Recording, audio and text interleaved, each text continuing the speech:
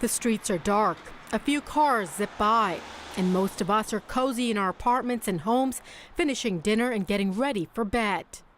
But there are hundreds who are calling these dark streets home, sleeping in a doorway or a park. So we're very lucky to live in a mild climate, and I feel very lucky that we've had this during the really wet and cold months, because the chances of getting wet and just never drying out is, of course, very huge.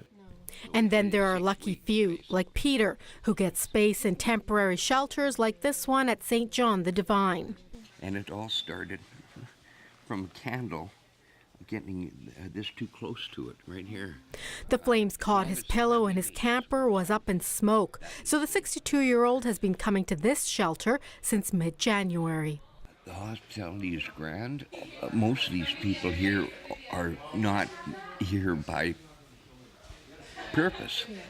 They're here by accident and unfortunate circumstances. But where would he be if it wasn't here? Sleeping out underneath a tree somewhere with a tarp to try to keep the rain out. But that's what he may have to do now that the shelter has shut down for the season. It's very low-key, it's self-policing. There's a group that's become a bit of a community. They come in, they lay down, they have some soup and some banana bread that Sydney cooked for us tonight, and then they have a good sleep.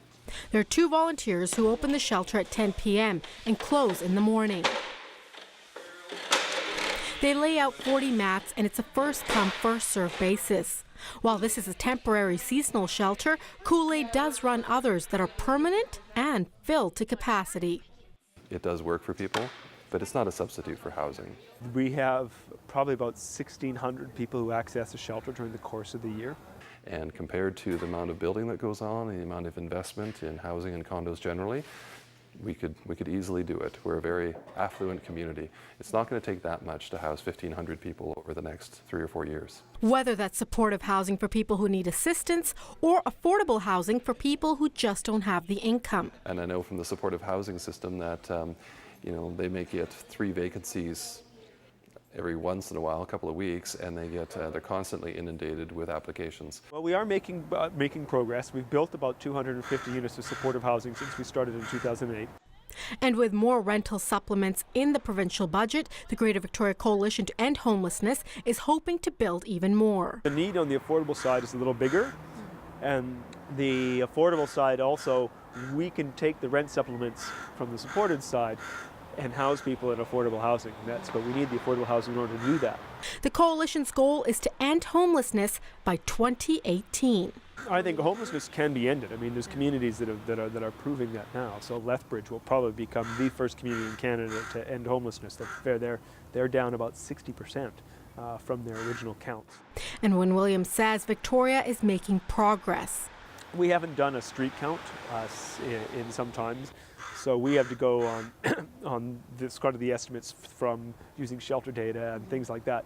And as I said, when they first started the coalition, they estimated they need about 1,550 units of supportive housing. Now we're down to, as I said, between 250 and 750. So that's progress. And that's exactly what people like Peter want to see. It would be nice to see a lot more housing available for